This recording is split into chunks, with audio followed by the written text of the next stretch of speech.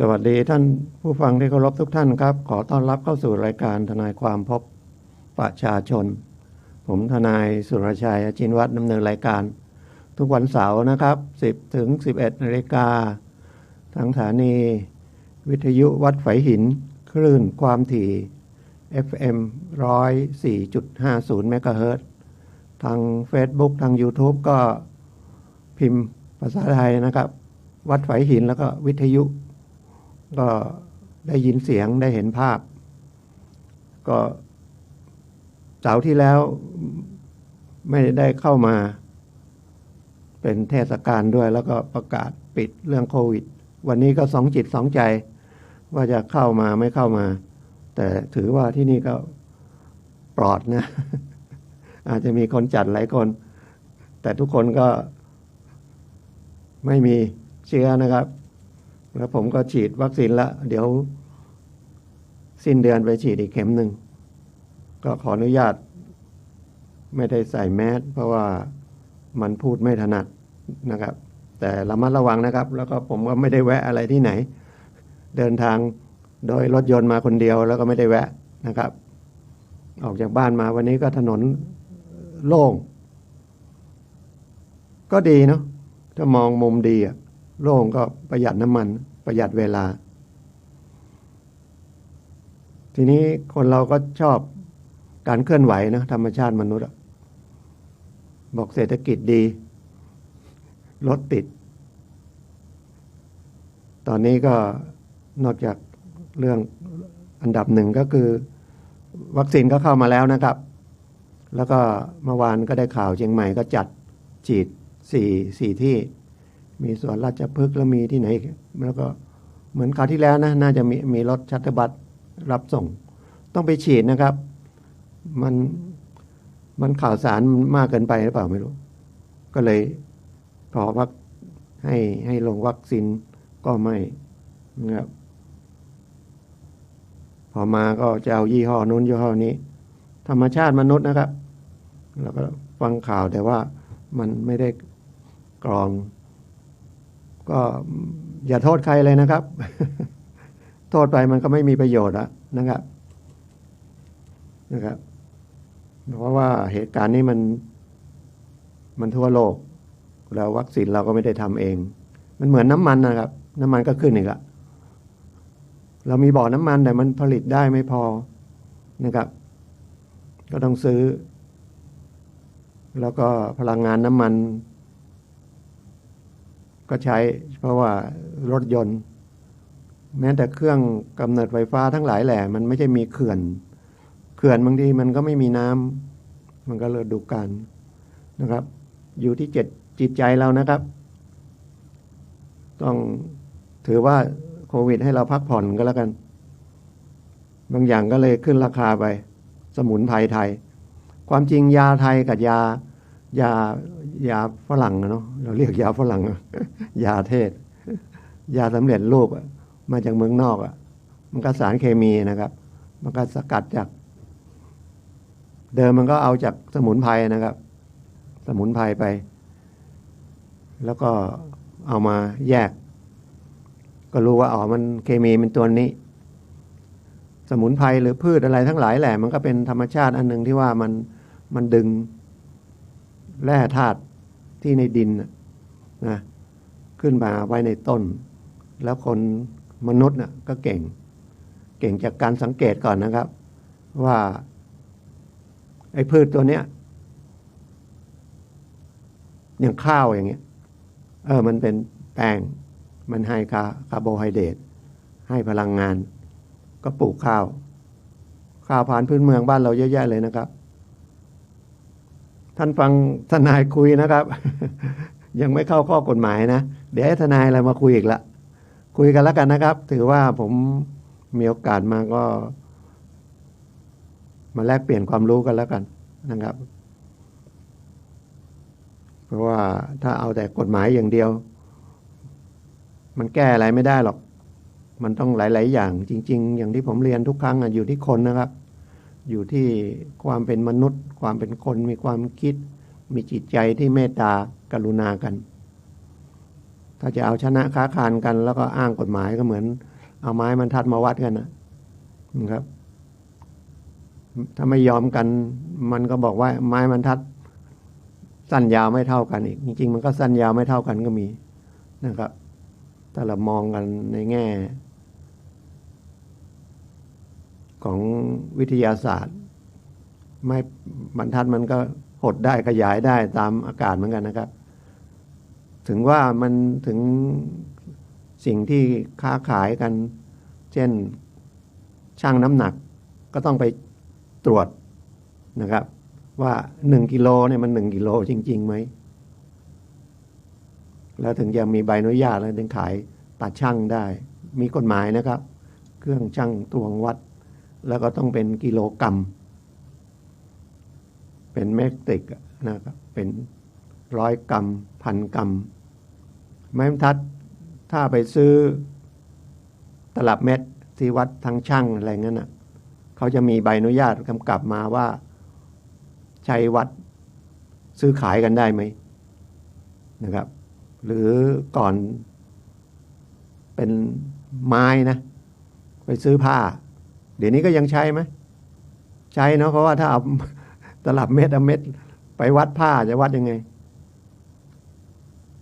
ไปซื้อผ้าก็เป็นหลามั่งเป็นเม็ดมั่งก็ดูดีๆหลามันประมาณ90 เซนเม็ดหนึ่งมัน100 เซนไม้ที่วัดผ้าที่เป็นไม้หลานะเขาก็ต้องเป็นผ่านมาแล้วว่าให้มาทำการซื้อขายได้คือกฎหมายคุมเพราะว่าใจคนไม่เท่ากันนะโลภมากโลภน้อยหรือบางทีเทคนิคการวัดบางทีก็ตามไม่ทันเขาอาจจะมีเทคนิคการวัดหรืออย่างตาช่างใหญ่ๆหรือช่างหมูอย่างนี้นะครับบางทีเขาก็แต่งได้อะไรได้หรือบางทีเขาก็ช่างผลไม้เงี้ยคนขี้โลภเขาก็วัด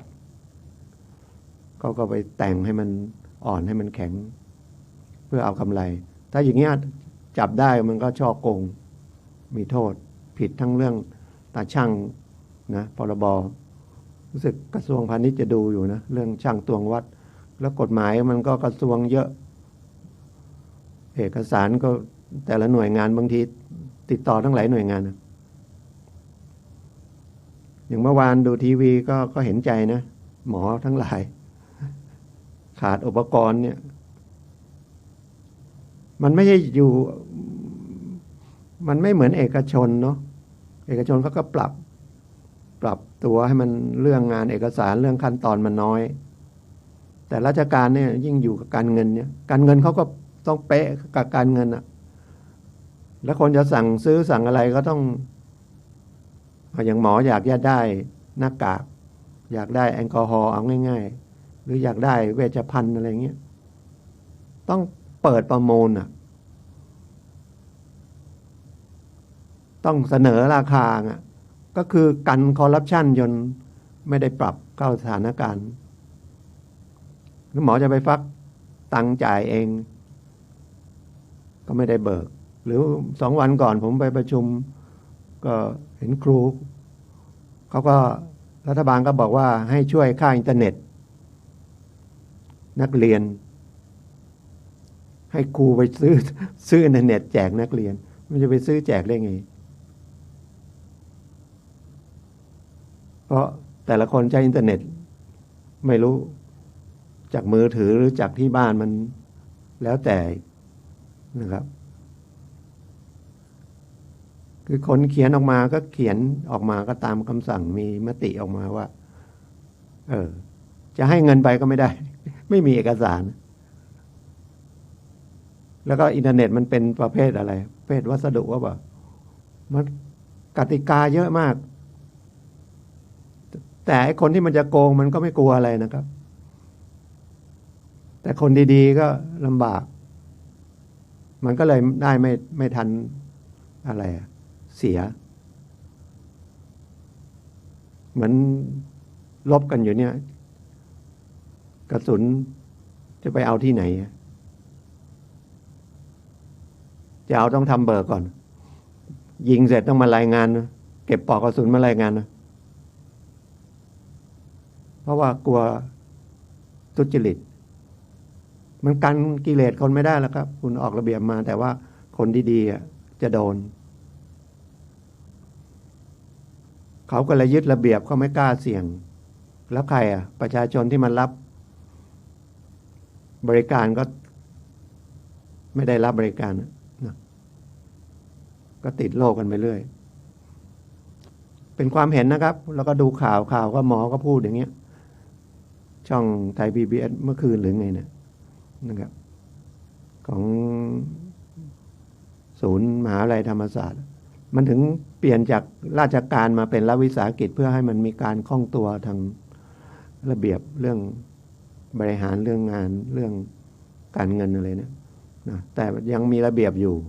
อย่างที่บอกนะมันปล่อยก็ไม่ได้นะครับแต่อยู่ที่คนนะครับไม่ใช่อยู่ที่ระเบียบแต่ไม่มีระเบียบเลยก็ไม่ได้มันก็มีกรอบเหมือนกติกาอย่างตอนนี้ผมก็ดูแข่งโอลิมปิกมันก็ต้องมีบางทีลูกออกไม่ออกสมัยก่อนมันเทคโนโลยีไม่มีมันก็เอาสายตาอย่างเดียวนี่มีเครื่องเนาะเห็นชัดเลยว่ามันใช่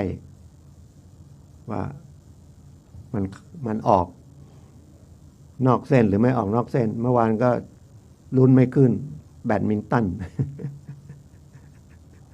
มันคนตีแบดผู้หญิงนะเมย์น้องเมย์สุดท้ายก็พ่ายไปเหมือนคนไม่มีกำลังใจน้อยเลยไงเล่นไปอ่อนไปนะกีฬามันต้องกำลังกายด้วยกำลังใจด้วยแล้วก็ต้องฝึกฝนด้วยนะครับเพราะว่าอย่างเดียวไม่ได้คุยเปิดหัวไปหลายเรื่องนะกระชายก็เท่าไหร่กรุงเทพว่าประมาณ 200-300 บ้านเราก็ร้อยกว่าบาทอันนี้มันก็ส่วนดีนะเมื่อกี้ผมพูดค้างไว้ยาไทยยาเทศมันก็ยาไทยมันก็ง่ายเนาะแล้วมันก็มียาเทศมันก็ยาไทยมันสมัยก่อนมันก็ต้องต้มกันเป็นหม้อเลยนะมันก็กินยากแต่จริงๆสมุนไพรของไทยเนี่ยใช้ได้หมดหรอก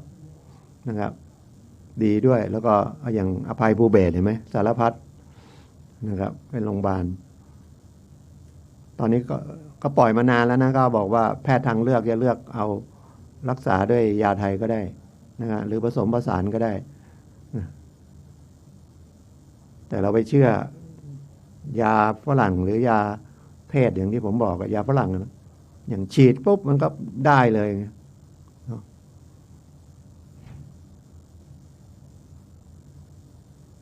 หมอไทยไม่มีฉีดยา รักษาอย่างอื่นกระช้าหน่อยก็ไปนะครับทำใจไม่ใช่ทำใจจริงๆมันต้องอยู่ที่ใจนะครับแล้วเราเชื่อพระธรรมคำสั่งสอนของพระพุทธเจ้านะครับเพราะอรหันต์เนี่ยนะครับว่ากฎแห่งกรรมถึงเวลามันจะตายมันต้องตายแน่นอนนะครับแต่มันจะตายด้วยอะไรนั่นอีกเรื่องหนึ่งแต่ตอนนี้มันวิกฤตนะแล้วมันนอกจากวิกฤตเรื่องโรคภัยใกล้เจ็บแล้วมันวิกฤตเรื่องจิตด้วยนะจิตใจนะครับมันสตินะสติสำคัญไม่ค่อยได้ฝึกกัน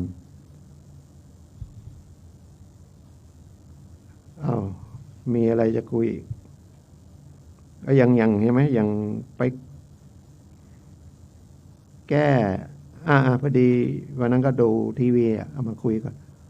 อย่างเกษตรกรรมไทยสมัยก่อนก็ทำเพื่อกินนะครับไม่ใช่ทำข้าวเขาก็ยกตัวอย่างข้าวพื้นเมืองมีเยอะเลยนะครับเดี๋ยวนี้หายหมดเหลือแต่ข้าวพันธุ์ที่เขาสนับสนุนจริงๆแล้วเอาพันธุ์อย่างนั้นมาจากต่างประเทศด้วยเพราะว่าต่างประเทศเขาก็มองทำเพื่อการค้าอย่างเดียวเราก็เชื่อเนาะสมัยนั้นรัฐบาลก็เชื่อก็สนับสนุนเดี๋ยวนี้ก็ปลูกข้าวเงี้ยจะไปปลูกข้าวพื้นเมืองได้น้อยเดียวข้าวพื้นเมืองมีตั้งหลายร้อย นั่นแหละหายไปหมดละก่อนผมเป็นสินเชื่อยังมีข้าวคำผายนะเดี๋ยวนี้มีไหมข้าวคำผายไม่เห็นละหรือข้าวเหนียวสันปะตองที่พื้นเมืองเราไปมุ่งว่าได้เงินเยอะได้ผลผลิตเยอะตามฝรั่งเรียบร้อยเลยเขาผลิตพันธุ์พืชมาเนี่ยเพื่อกินปุ๋ยมันไม่ใช่กินธรรมชาติไม่ใช่แล้วก็ได้เยอะจริงหนึ่งต้องซื้อเม็ดพันธุ์เขาเม็ดพันธุ์ก็แพงสองต้องใช้ปุ๋ยใช้ยาฆ่าแมลงสุดท้ายทำได้เยอะจริงพอเยอะควบคุมปริมาณไม่ดีก็แล้วกลายเป็นข้าวเพื่อจะส่งนอกขายนอกประเทศอื่นเขาก็ทำได้ต่างคนต่างแข่งขันข้าวก็ลงอีกก็ถูกสุดท้ายที่ว่าได้เยอะไม่รู้ก็ไม่ได้เยอะนะเป็นหนี้เกษตรกรเป็นหนี้พอเอาทุนลงไปสมัยก่อนลงแรงข้าวพื้นเมืองใช้ปุ๋ยธรรมชาติมันถ้าเรียกว่าบริหารจะบริหารยังไงให้มันพอดีนะครับว่าถ้าเราไปเห็นว่าได้เงินเยอะไม่ได้มองว่ามันก็เป็นหนี้เยอะเนาะเอาเข้าเรื่องกฎหมายหน่อยเอาเหมือนยาบ้าเหมือนกันเอาไหนๆก็สมัยก่อนก็ไปประกาศนะครับยาม้าเป็นยาบ้าก็เลยเนี่ยระบาดกันเยอะแยะเลยนะครับวันนี้ก็เตรียม เอกสารมานิดนึงทุกทีก็มาคุยกับท่านข้อกฎหมายก็เอาเรื่องที่ประสบมาที่เห็นมาคุยนะครับอย่างเมื่อ2 วันนี้ไม่น่าส่งมาให้เลยแล้วไปเปิดดูไปเป็นชู้โอ้สามีก็ตามก็มาผู้ชายหนีได้ชายชู้ผู้หญิงหนีไม่ทันนะมันกระหน่ำแทงกว่า20 แผลมั้งแต่รู้สึกจะเป็นเขาฝรั่งหรือน่าจะเป็นคนไทยด้วยนะกระหน่ำแทงแต่ว่าเป็นภาพเก่าอ่ะผู้ชายก็โกรธเนี่ยความโกรธความจริงถ้าเขามีชู้ก็เลิกกันเหรอจบถามว่าไปฆ่ากันเนี่ยมันก็กรรมเนาะโอ้โหสงสารผู้หญิงกระหน่ำแทงเป็น20-30อ่ะจ้วงอย่างเดียวเลยแทงผู้หญิงผู้ชายหลุดออกไปชายชู้หนีไปได้ถ้าเป็นอย่างนี้หญิงมีชู้หรือชายมีชู้ก็ฟ้องร้องเอานะครับแล้วก็เรียกค่าเสียหายจากชู้ได้ด้วยแต่ทีนี้วันนั้นเราโกรธโกรธเพราะเราว่าเฮ้ยเป็นของเราจริงๆไม่มีใครเป็นของเราเลยนะตัวเรายังไม่เป็นของเราเลยถ้าตัวเราเป็นของเราก็สั่งให้มันหนุ่มตลอดเนาะผมไม่ต้องงอกฟันไม่ต้องหักก็ได้เมียมาก็เมียเป็นของเราอีกแล้วเกิดเมียไปไม่รู้เพราะอะไรนะเกิดมีชู้แล้วถามว่าไปฆ่าบางทีฆ่าทั้งชู้ฆ่าทั้งเมียสมมติแล้วท่านไปอยู่ที่ไหนท่านก็อยู่ในเรือนจำอย่างน้อยก็นะครับ10 ปีถ้าเกิดมีลูกใครเลี้ยงลูกคิดไม่ทันไงก็คือสตินั่นแหละครับคิดไม่ทัน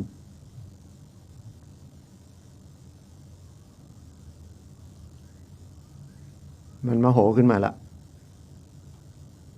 แล้วมโหก็คือการทำลายเป็นระเบิดนะครับ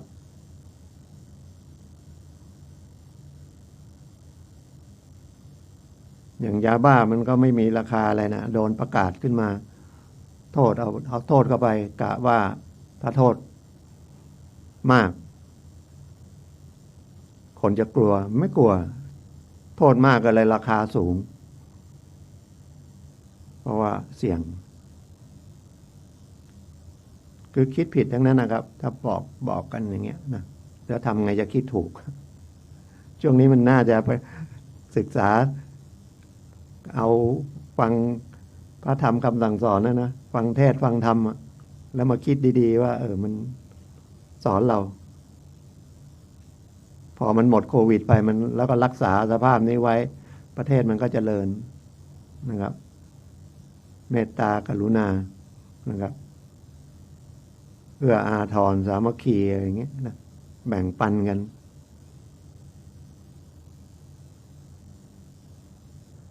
มันมีเรื่องนิติกรรมอันนี้มาบอกนิดนึงพอดีมาตราหมวดมันอยู่ลักษณะ4ของนิติกรรมนะมาตรา149นิติกรรม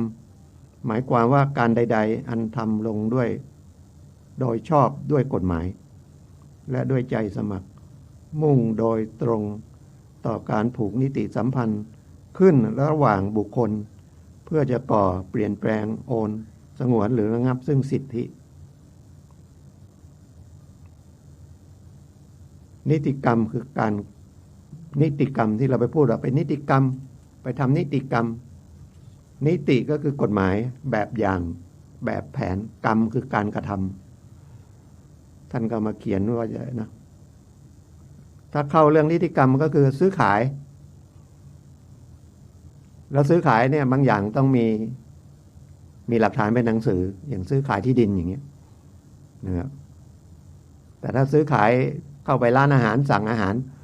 เขายกอาหารมาให้ก็เป็นซื้อขายนะเราก็ต้องจ่ายตังค์นะแต่ถ้าไม่มีตังค์แล้วไปนั่งสั่งอาหารมาแล้วไม่มีเงินจ่ายอันนั้นไปผิดกฎหมายอาญาแล้วนะครับอยู่ในเรื่องฉ้อโกงนะครับมาตรา345หรือประมาณนั้นนะนั้นอาญานะการใดๆฮะแต่ต้องชอบด้วยกฎหมายก็ต้องมีกฎหมายอื่นมาประกอบด้วยค้าฝิ่นอย่างเงี้ยมันไม่เป็นละฝิ่นมันของมีกฎหมายค้ายาบ้าผิดไปฟ้องร้องไม่ได้อย่างดีก็อุ้มไปเรียกค่าถ่ายเอายาไปแล้วไม่จ่ายเงินอุ้มไปเรียกค่าถ่ายอุ้มไปไม่นั่นก็ไปอุ้มเอาลูกเอาเมียไปเพื่อจะเอาเงินค่ายาบ้าแล้วต้องด้วยใจสมัครด้วยนะครับข่มขืนใจหรือไม่ได้ตั้งใจทำจริงๆไม่ขาดเจตนาเนี่ยแต่ต้องพิสูจน์ได้นะมันพูดได้อย่างเงี้ยกฎหมายพูดนะครับแล้วเวลามีเรื่องกันมันก็เอาข้อที่จริงไปให้ศาลก็จะดูว่ามันจะเข้าทางไหนมันเยอะแยะไปหมดนะครับอย่างฟ้องซื้อขายมันก็ดูเรื่องเจตนาได้ทำเจตนาถูกไหมเดี๋ยวไปสู้เรื่องเจตนาก็ได้นะครับแล้วก็ต้องมีการมุ่งตรงต่อการผูกนิติสัมพันธ์คือมีความผูกพันกันทางกฎหมายระหว่างบุคคลก็ระหว่างบุคคลจริงๆบุคคลจริงๆก็คือมนุษย์นะครับแล้วก็ต้องไปดูเรื่องความสามารถในการทำนิติกรรมอีกเป็นเด็กอย่างเงี้ยทำได้ไหมอันนี้ตัวเดียวนะเนี่ยไปเรื่อยละเพื่ออะไรมันต้องทำเพื่อมันมีด้วยก่อนะเปลี่ยนแปลงก่อก็คือมันไม่ได้ทำให้มันเกิดไม่มีการซื้อขายก็ทำให้มันมีการซื้อขายเปลี่ยนแปลงยังไงนะครับเปลี่ยนเจ้าของโอนที่ดินกันซื้อขายเปลี่ยนโอนที่ดินเปลี่ยนชื่ออย่างเงี้ยนะหรือโอนสิทธิ์หรือสงวนนะโอนเปลี่ยนแปลงโอนสงวนคือรักษาสิทธิ์ไว้หรือระงับนะอย่างพระจำยอมอย่างเงี้ยอะไรเนี่ยเยอะแยะเนี่ยมาตราก็เรียนแล้วต่อมาก็อีกอันมาตรา150ก็การใดมีวัตถุประสงค์เป็นการต้องห้ามชัดเจนโดยกฎหมายและเป็นการพ้นวิสัยหรือเป็นการขัดต่อความสงบเรียบร้อยหรือศีลธรรมอันดีของประชาชนการนั้นเป็นโมฆะ ก็ต้องไปดูเรื่องความสามารถเรื่องโมฆะโมคิยะโมฆะคือเสียเลย เสียตั้งกระทำแล้วไอ้ที่ผมเอามาเนี่ยผมไม่รู้มันจะไปโยงอะไรที่ไปจดทะเบียนคงไม่เป็นนะมันอ่านไม่เจออันนี้คุยกันนะครับ ไปจดทะเบียนหลอกๆจดหย่ากันหลอกๆอย่างเงี้ยหนึ่งหย่าเพราะอะไรหลบภาษีคุณทำมาหาได้ มีภาษีเขาฟ้องร้องมาก็ไม่มีทรัพย์สินทั้งหลายยกให้ภรรยาไปหมดละภรรยาก็ไม่ใช่บอกหย่ากันแล้วเพราะมีคนไปหย่ากันหย่าเล่นๆเนี่ยหย่าเพราะอะไรไม่รู้ แต่หย่าแล้วก็อยู่ด้วยกัน ลูกไม่เกี่ยวนะครับ ลูกถ้าเกิดมายังไม่ได้จดทะเบียนก็เป็นลูกนอกสมรสพอจดทะเบียนปุ๊บก็เป็นลูกโดยชอบด้วยสมรสทั้งฝ่ายหญิงฝ่ายชายแต่ถ้าพ่อแม่หย่ากัน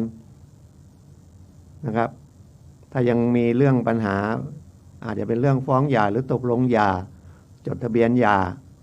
อาจจะมีเรื่องลูกมาคุยกันว่าใครจะดูแลลูกก็ว่าไปตามนั้นใครจะส่งเสียลูกนะส่วนใหญ่ผู้ชายจะต้องส่งเสียถ้าฝ่ายหญิง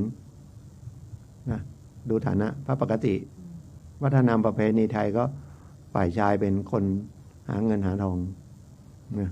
แล้วก็ฝ่ายหญิงก็ทำงานบ้านเลี้ยงแต่เดี๋ยวนี้มันไม่ใช่บางทีฝ่ายหญิงหาเงินหาทองฝ่ายชายเลี้ยงลูก แต่ผมยังไม่เห็นนะว่าสั่งค่าเลี้ยงดูแต่กฎหมายเขียนค่าเลี้ยงดูนะค่าเลี้ยงดูมันอาจจะฝ่ายหญิงให้ค่าเลี้ยงดูฝ่ายชายก็ได้แต่ส่วนใหญ่ก็เป็นหย่ากันก็เพราะผู้หญิงไปมีใหม่อะไรอย่างเงี้ยแล้วก็ตกลงให้ค่าเลี้ยงดูบางทีก็คิดว่าไม่มีปัญหามันมีปัญหาขึ้นมาพอหย่าปุ๊บเกิดไปเสียชีวิตเรื่องมรดกมันจะยุ่งละไม่ใช่คู่สมรสอ่ะถ้าคู่สมรสกฎหมายเขาให้นะ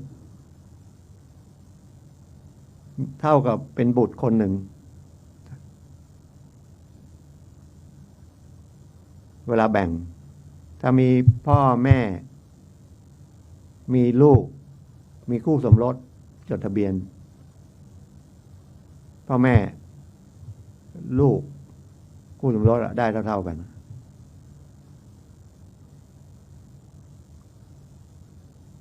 แต่ตัวเองไปหย่าปุ๊บก็จะได้ตรงนี้ไหมก็เลยมาคิดหย่าเล่นๆเนี่ยมันจะไปฟ้องเพิกถอนได้ไหม ทำต่อเจ้าหน้าที่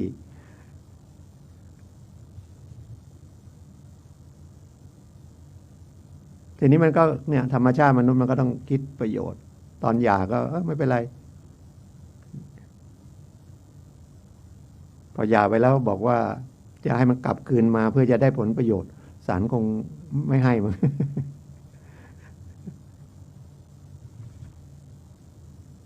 การแสดงเจตนาในใจแม้นใจจริง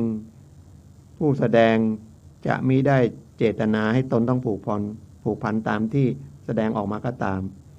หาเป็นมูลเหตุให้การเจตนานั้นเป็นโมฆะไม่นี่ก็กันไว้อีกอันหนึ่งเว้นแต่คู่กรณีฝ่ายหนึ่งอีกฝ่ายหนึ่งรู้ถึงเจตนาอันซ่อนอยู่ในใจก็เป็นเรียกเจตนาอำพรางนะครับรู้กันซื้อขายหลอกหลบหนี้กลัวเขาจะมายึดหนี้ไปเป็นหนี้รีบทำซื้อขายที่ให้คนอื่นหรือไปทำจำนองว่าเป็นหนี้คนอื่นเลยคือคิดได้108มนุษย์เนาะจะว่ากฎหมายเขียนไม่คุมมีช่องว่างอะไรก็มันเขียนกันกิเลสคนไม่ได้นะครับเนี่ยแม้แต่เขียนออกมาอย่างเงี้ยแต่มันจะพิสูจน์ใจคนได้ยังไงแต่กฎหมายถ้าไม่เขียนไว้เลยมันก็ยิ่งไม่มีข้อพิสูจน์เนี่ยไม่ปิดประตูเลยนะครับเลยเขียนไว้ท่านฟังเลยในความพบประชาชนทางสถานีวิทยุวัดฝายหินนะครับคลื่นความถี่ FM 104.50 เมกะเฮิรตซ์แล้วก็ Facebook YouTube นะครับวิทยุ ฝายหินคือฝายหินแล้วก็วิทยุ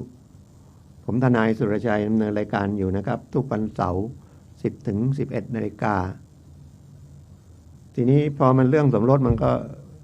มีเรื่องทรัพย์สินระหว่างสามีภรรยามาตรา1470ทรัพย์สินระหว่างสามีภรรยานอกจากที่แยกไว้เป็นสินส่วนตัวย่อมเป็นสินสมรส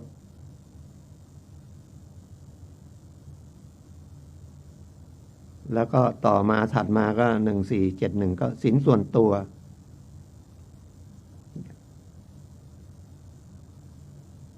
ได้แก่ทรัพย์สินแล้วมันก็กฎหมายทรัพย์สินมันก็ต้องไปดูเรื่องทรัพย์สินเองนะทรัพย์และทรัพย์สิน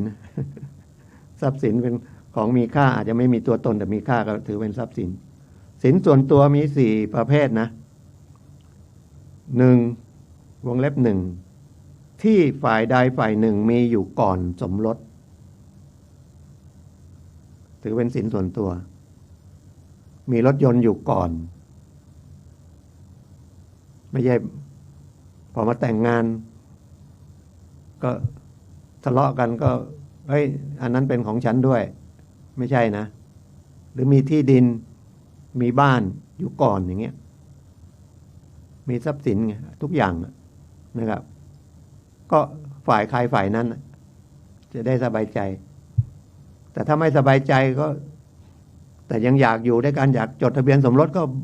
เขียนไว้เลยอันไหนเป็นสินส่วนตัวแต่กฎหมายเขียนอย่างนี้ว่าที่มีอยู่ก่อนสมรสวงเล็บ2ที่เป็นเครื่องใช้ส่วนตัวเครื่องใช้ส่วนตัวก็เยอะแยะเนาะก็ของใครก็ของเขาก็ถูกไหม ของใช้ส่วนตัวมาตีความเครื่องแต่งกาย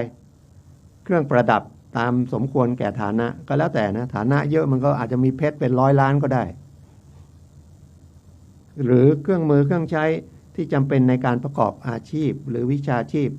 ของคู่สมรสอีกฝ่ายหนึ่งทนายมีอะไรเป็นทรัพย์สินมีตำรากฎหมาย มีเครื่องคอมพิวเตอร์แล้วมีอะไรไม่มีเสื้อคลุยอ่ะ แล้วของผู้หญิงอ่ะถ้าเขาทำร้านทำผมอ่ะอาชีพเขาทำผมเสริมสวยอย่างเงี้ยก็เครื่องมือเครื่องใช้ที่เขาทำมาหากินเสริมสวยนะมันจะมีราคาเท่าไหร่ก็เป็นของเขาอ่ะเครื่องประกอบอาชีพอ่ะไม่ใช่ทะเลาะกันเลิกกันหย่ากันก็จะเฮ้ยร้านเสริมสวย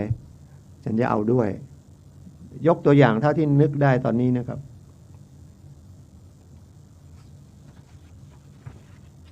วันนี้เปิดตำราคุยเลย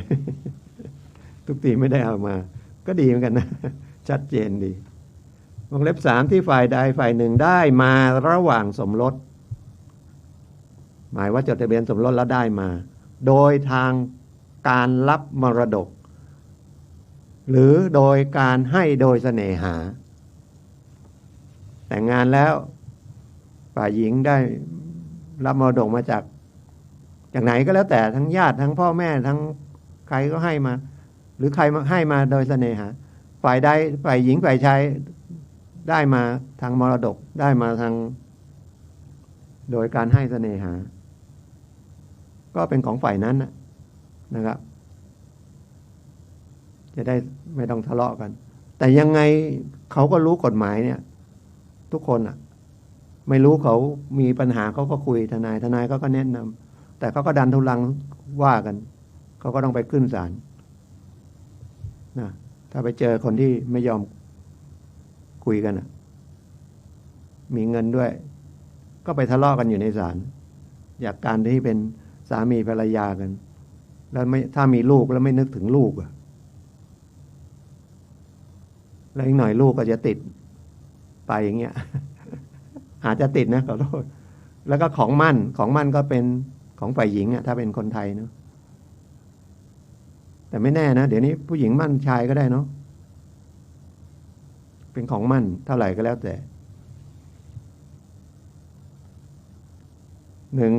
1472สินส่วนตัวนั้นถ้าได้เปลี่ยนเป็นทรัพย์สินอื่นก็ดีซื้อทรัพย์สินอื่น มาก็ดีทรัพย์สินอื่นหรือเงินที่ได้มานั้นเป็นสินส่วนตัว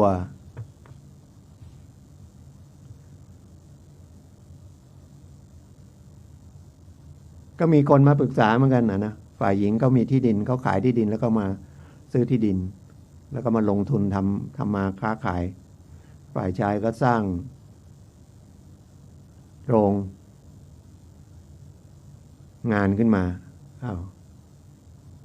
เอาใบที่ดินเนี่ยไปเข้าธนาคารค้ำประกันจำนำจำนองเอาเงินออกมาปลูกโรงก็ทำมาหากินด้วยกันที่ดินเป็นชื่อฝ่ายหญิงอย่างเดียวแต่โรงเรือนผู้ชายเขาก็บอกว่าเขาเอาใบไปกู้เขาเป็นหนี้ธนาคารแต่จริงๆเป็นหนี้ด้วยกันนะครับเพราะว่าคนหนึ่งเป็นหนี้เงินกู้แต่คนหนึ่งก็เป็นหนี้ฐานะเจ้าของที่ดินโดนหนี้จำนองนี่ทะเลาะกันผู้หญิงก็บอกว่าที่ดินของเขาผู้ชายก็บอกโรงเรือนของเขา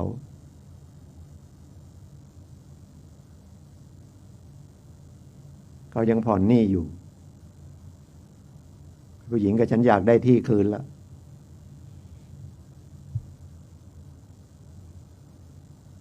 ก็ต้องขึ้นศาลนะข้อที่จริงไปว่ากันแล้วศาลจะสั่งไงแต่ถ้าที่ดินนะครับพอสั่งแล้วนะมีคำพิพากษาออกมาแล้วนะถ้ายังแบ่งกันไม่ได้คุยกันไม่รู้เรื่องกฎหมายก็บอกขายเอาเงินแบ่งกันเพราะเงินมันแบ่งได้ลงตัวแต่ที่ดินถ้าตกลงกันไม่ได้นะมันแบ่งกันไม่ได้หรอกทะเลาะกันแล้วนี่ฉันจะเอาทางซ้ายฉันจะเอาทางขวาเอาทางเหนือทางตะวันออกเอาส่วนของโรงเรือนแล้วก็ไม่ยอมชดเชยกันด้วยเงินอะไรเงี้ยนะครับมันก็เสียหายทั้งคู่ทะเลาะกันขึ้นศาลไปผมก็เสียก็เสียผมเห็นนะครับ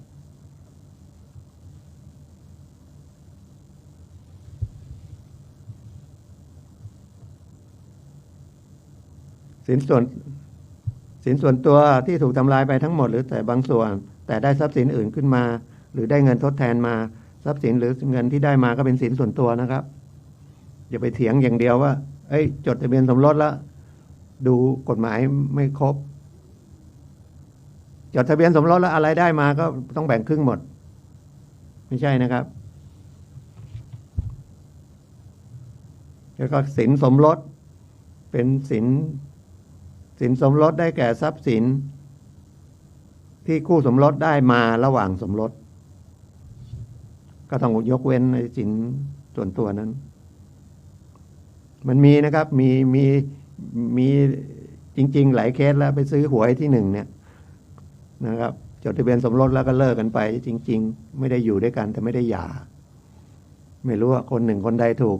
ลอตเตอรี่อีกฝ่ายหนึ่งได้ครึ่งหนึ่งนะครับไม่ได้กันไปฟ้องกันละอันนี้เห็นชัดนะครับแต่เงินจะเหลือให้ไหมถ้ามันเปลี่ยนเป็นทรัพย์สินอื่นก็ต้องเอาทรัพย์สินอื่นมาแทนนะครับแต่จะไปมองกับทรัพย์สินนะครับมันมีเรื่องหนี้สินอีกเนี่ยเกิดหนี้สินที่มันเกิดขึ้นภายหลังจดทะเบียนสมรสเวลาเขาฟ้องทั้งคู่นะครับถ้ามันไม่ใช่เกี่ยวกับใช้จ่ายในครอบครัวไปเล่นการพนันไปทำอะไรที่มันเป็นเรื่องของส่วนตัวก็ต้องรับผิดชอบไปแต่ยังไงคุณโดนฟ้องก่อนแล้วทั้งคู่วงเล็บ2ที่ฝ่ายใดฝ่ายหนึ่งได้มาระหว่างสมรสโดยพินัยกรรมระหว่างสมรสนะครับอันนี้สินสมรสนะหรือโดยให้เป็นหนังสือก็เป็นพวกที่ดินเนาะเมื่อพินัยกรรมหรือหนังสือยกให้ระบุเป็นสินสมรสอยู่ด้วยกันปรองดองกันดีไม่มีปัญหานะครับฝ่ายหญิงได้มรดกมาทางพินัยกรรมแต่พ่อแม่ฝ่ายหญิงหรือคนทำพินัยกรรมให้ระบุว่าสินเนี้ย อาจจะเป็นญาติใกล้เคียงกันนะก็เลยบอกว่าให้เป็นของสินสมรสมันก็จะเป็นสินสมรสนะครับแล้วก็อีกอันหนึ่งก็คือดอกผลของสินส่วนตัวเงินฝากธนาคารมีดอกเบี้ยขึ้นมาเงินฝากของฝ่ายหญิงมีดอกเบี้ยที่เกิดก็ฝ่ายชายได้ครึ่งหนึ่งดอกเบี้ยของฝ่ายชายมีก็ครึ่งหนึ่งดอกเบี้ยมันน้อยแล้วนะไม่ทะเลาะกันแล้วเนาะแต่ไม่แน่คนก็มีเงินเป็นหมื่นล้านพันล้านอย่างเงี้ยโอ้ดอกเบี้ยก็เยอะเนาะ สินส่วนตัวมีหมื่นล้านดอกเบี้ยก็ไม่รู้เท่าไหร่นะแต่ตอนนี้กำลังนึกว่าถ้าขายที่ดินแล้วมันได้กำไรเนี่ยกำไรนั้นเป็นไหมดอกผลไหมเนาะที่ดินได้มาฝ่ายหญิงมีอยู่ก่อนฝ่ายชายก็มีอยู่ก่อนฝ่ายชายอาจจะไม่มีก็ได้ฝ่ายหญิงมีที่ดินมาแต่แรกก็ไม่มีราคาถนนตัดผ่านโอ้จากราคาแสนกลายเป็น10 ล้านอย่างเงี้ยแล้วถ้าขายมันจะเอาตรงไหนมาว่ากันว่าเฮ้ยมันส่วนเกินเนี่ยอย่างนี้ไม่ได้มันต้องซื้อมั่งหรือยังไงเนาะเนี่ยกฎหมายมันคุยไปคุยมามันก็จะแตกลูกแตกหลานไปฉะนั้นมันเขาเรียกว่าตีความมันเนาะกฎหมายก็พยายามกันไว้นะเขาก็เขียนว่าถ้ากรณีที่เป็นที่สงสัยว่าทรัพย์สินอย่างหนึ่งเป็นสินส่วนเป็นสินสมรสหรือไม่ใช่ให้สันนิษฐานไว้ก่อนว่าเป็นสินสมรสนะครับถ้ามันก้ำกึ่งก็ต้องบอกว่าเป็นสินสมรสก่อนนะครับต้องพิสูจน์ให้ชัดเจนว่าอันเนี้ยมันสินส่วนตัวหนึ่งจะออกไปเช่นที่ดินเนี่ยมันเห็นชัดพ่อแม่ให้เรามาหรือเรารับมรดกของพ่อแม่มาแล้วเรามาขายนะครับเรามาปลูกบ้านใหม่อย่างเงี้ยเอาเงินทั้งก้อนเลยผู้ชายไม่ได้ออกสตางค์สักบาทเลยสมมุตินะบ้านนั้นก็ต้องเป็นของฝ่ายหญิงอยู่อย่างเก่านะครับก็มีอะไรอีกไม่มีแล้วเนาะ สรุปไหมก็สรุปเรื่องนิติกรรมหน่อยหนึ่งนะครับว่าทั้งหลายแหล่ที่ทำมันต้องถูกด้วยกฎหมายแล้วก็ใจสมัครแล้วก็ไม่ผิดกฎหมายชอบด้วยกฎหมายนะครับกู้เงินก็มีพิเศษนะครับกู้เงินกฎหมายเขียนพิเศษว่า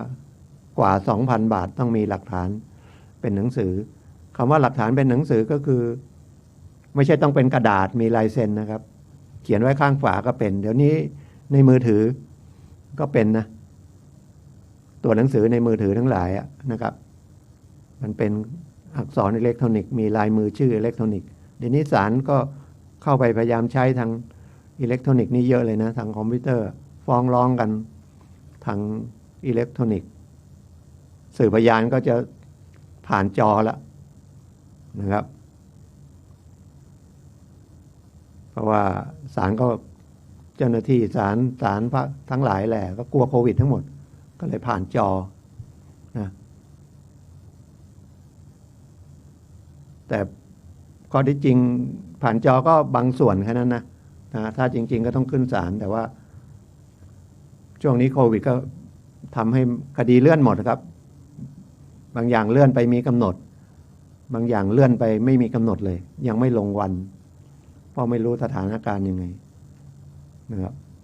โควิดมันไม่ได้เว้นใครเลยนะครับจะเป็นศาลจะเป็นวัดเป็นพระสงฆ์องค์เจ้าเป็นพระมหากษัตริย์เป็นประธานาธิบดีเป็นอะไรมันสะเทือนหมดนะครับแต่ถ้ามันสืบทางไอ้จอเนี่ยผ่าน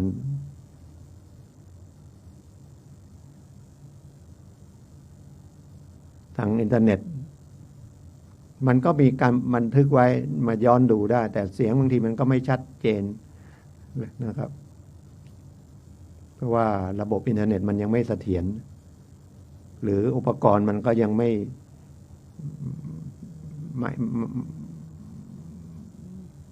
ยังไงคุณภาพมันยัง ไม่ถึงนะครับมันไม่เหมือนจอทีวีบางทีจอทีวีมันก็ยังนะไม่ชัดเจนแล้วก็มันสู้แม้แต่ถ้าไม่มีจอสืบกันเผชิญหน้ากันจริงๆบางอย่างมันก็หลุดได้เพราะแต่ละคนสตินะครับเนี่ยผมถึงพูดว่าสติมันสำคัญคำพูดบางทีว่ามีไม่อย่างเงี้ยมันอาจจะไม่ได้ยินผิดเพี้ยนไปมีหรือไม่มีต้องไปศาลต้องพูดชัดๆไม่มีไม่มันนึกในใจแต่ไม่ได้เอ่ยออกมา กลายเป็นมีนะมันก็จะยุ่งก็คุยกันประมาณนี้นะครับ ทุกวันเสาร์10 ถึง 11 นาฬิกาถึงเวลาผมก็ต้องออกมานะพยายามจะทำออนไลน์ก็ยังไม่ได้ทำสักที แล้วก็มีหลายท่านนะทำออนไลน์หมดอะนะก็อยากทำนะแต่บางทีมันอยู่บ้านมันก็คุยไม่เหมือนบรรยากาศเข้ามาที่ห้องส่งอุปกรณ์เยอะแยะจะลองทำก็ยังไม่ได้ลองทำสักทีนะครับแล้วก็ถ้านั่งอยู่บ้านมันจะพูดไม่ออก แต่ถ้ามาเข้ามาในนี้มันก็เหมือนก็เกิดความรับผิดชอบเกิดเป็นมีท่านผู้ฟังอยู่อย่างเงี้ยนะครับแล้วเดี๋ยวนี้มีออกภาพอีกนะฮะนอกจากเสียงแล้วมีภาพอีกไม่รู้ไปถึงไหนใครๆก็ดูได้นะครับเพราะว่าไอออนไลน์ไออะไรโซเชียลมีเดียสื่อสังคมเนี่ยนะครับมันไปทั่วเลยและอันตรายหลอกกันนะครับแล้วก็หลอกกันในนี้หลอกง่ายเอาบริจาคมั่งคนไทยชอบนะความสงสารมั่งไอ้ที่ออกลงน้อยๆเช็คดีๆนะครับดูให้แน่ๆถ้าไม่ชัวร์อย่าไปเลยอย่าไปโอนเงินเลย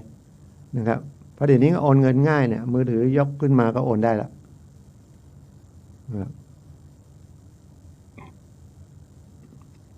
แล้วก็เชื่ออยู่อย่างนะครับไม่มีอะไรใครก็ให้ประโยชน์เราฟรีๆไม่มีนะครับใครก็จะมาให้เราฟรีๆได้ไงถ้าเขาจะมาให้เราฟรีๆเนี่ยแล้วเราเชื่อเนี่ยเราโดนหลอกแล้วนะครับบางทีเขาเอาบุญมาให้เนี่ยเราก็ทำบุญก็เราอยากได้บุญเราก็โอนเงินไปเพราะคนไทยชอบทำบุญอยากได้บุญนะบอกคนทำบุญจะได้ไปเกิดดีๆเราก็อยากเกิดดีๆเนาะเราก็ทำบุญเผลอก็โดนหลอกแต่ถ้าโดนหลอกก็ไม่เป็นไรเราถือว่าเจตนาเราต้องการทำบุญแล้วมันได้ตรงนั้นละแต่ถ้าเราทำไปแล้วเรารู้ว่าหลอกที่หลังเนี่ยแล้วไปเสียใจเนี่ยไปอาฆาตแค้นเนี่ยมันเลยขาดทุนไปเลยนะครับแต่ให้ระมัดระวังเพิ่มแล้วก็รวมทั้งเขาปล่อยให้กู้ออนไลน์อะไรพวกนี้อย่าเลยนะครับจะกู้เงินนะไปหาเจ้าตัวนะครับมีให้กู้เยอะแยะเลยแต่ส่วนใหญ่ไม่ไปเพราะว่าได้น้อยเอาเยอะๆแล้วก็เสียหายนะครับอย่างรายหนึ่งก็ยังเคยคุยแล้วน่าจะคุยที่นี่ด้วยกู้เงิน200,000นอกระบบก็ได้มา150,000แล้วคนไทยก็คนนี้เด็กผู้หญิงนะประมาณ30-40ทำงานเก่งนะผ่อนไปตั้งเป็นกลายเป็นคืนต้นไปละคืนดอกคืนอะไรไปอีกเป็น3-4 แสนนู่นน่ะยังไม่จบโดนฟ้องมาอีกเป็น10 คดีผมเลยบอกให้ไปแจ้งความนะอันนี้เป็น การปล่อยเงินกู้นอกระบบผิดกฎหมายยา2ทวงหนี้ข่มขู่แต่หายเงียบไปเลยไม่รู้ไปไหนอยากได้ข่าวมันนะครับว่าเป็นผลไหมคนเจ้าหนี้ก็ใจร้ายแท้นะปล่อย100,000 กว่าได้300,000แล้วมันห้ามไม่ได้นะคนจิตใจไม่เท่ากันหรือบางรายเนี่ยเอารถไปไว้เนี่ยเอาเงิน100,000เสียดอกเบี้ยเดือน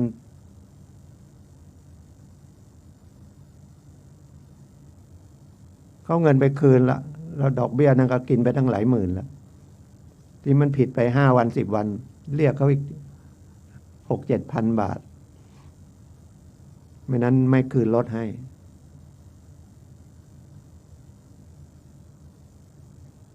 ถ้าคนปล่อยหนี้นอกระบบเนี่ยเขาต้องเรียกว่าเขาต้องมีอิทธิพลสูงอ่ะพูดภาษาเขาต้องมีเขี้ยวอ่ะนะไอเราพวกเราไปหาให้เขาขบอ่ะไม่ได้นะครับกดเข้าไป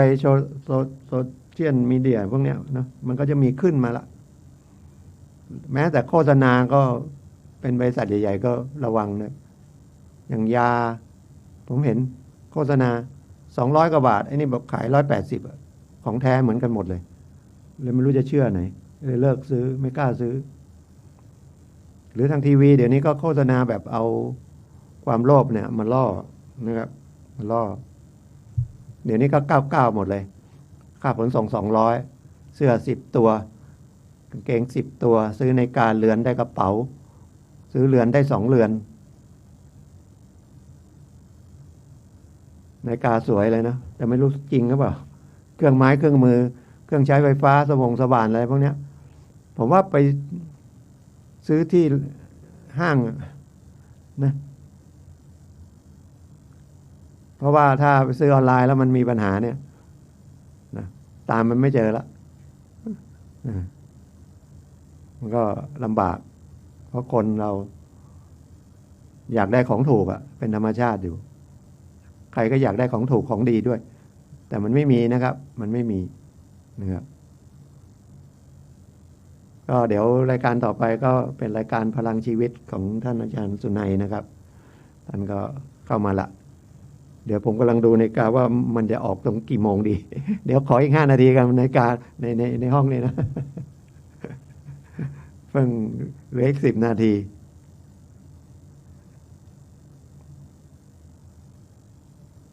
เพราะว่าเดี๋ยวถ้าออกไปเพลงมันไม่รู้จะขึ้นหรือเปล่า ท่านพระครูอยู่หรือเปล่าก็คุยกันเรื่องนิติกรรมแล้วก็เรื่องนะครับศีลระหว่างสามีภรรยาก็คือศีลส่วนตัวศีลส่วนตัวก็ของใครของมันนะครับง่ายๆเอาอย่างนี้นะครับแล้วก็ถ้าเอาศีลส่วนตัวไปแลกไปเปลี่ยนเป็นอะไรก็ยังเป็นศีลส่วนตัวอยู่นะครับแต่ถ้าเป็นศีลสมรสมันต้องทำมาหาได้มาด้วยกันได้มาระหว่างสมรสแต่ถ้าได้มาระหว่างสมรสเป็นฝ่ายหนึ่งฝ่ายใดได้มาทางมรดกหรือทางคนให้ไม่ได้ระบุว่าเป็นศีลสมรสมันก็เป็นศีลส่วนตัวอยู่นะครับแล้วก็ดอกผลของศีล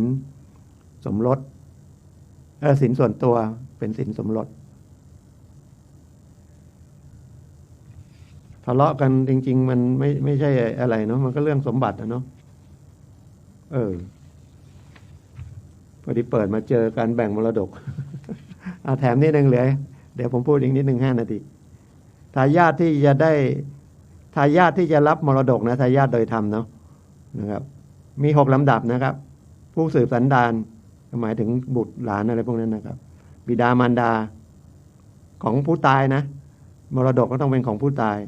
พี่น้องร่วมบิดามารดาพี่น้องร่วมบิดาหรือร่วมมารดาก็คือปู่ย่าตายายลุงป้าน้าอาถ้ามี1 กับ 2ก็คือผู้สืบสันดานกับบิดามารดาเนี่ยได้เท่ากันข้างล่างเนี่ยพี่น้องปู่ย่าตายายอะไรพวกนี้ไม่ได้นะครับไม่ต้องไปทะเลาะกันนะถ้าไม่มีพ่อแม่ก็ลูกได้นะครับ แต่คู่สมรสก็มีพิเศษก็คือต้องมาดูว่าเป็นสินสมรสไหมสินสมรสมันก็ไม่ใช่เป็นมรดกนะครับ ส่วนของสินสมรสนะครับ แล้วก็ถ้าจดทะเบียนสมรสนะครับ ก็มีสิทธิ์เท่าเทียบเป็นถ้ามีบิดามารดาก็ได้ส่วนมีลูกอย่างเงี้ยนะครับ ได้เหมือนกับเป็นบุตรนะครับ มันเป็นพิเศษ1635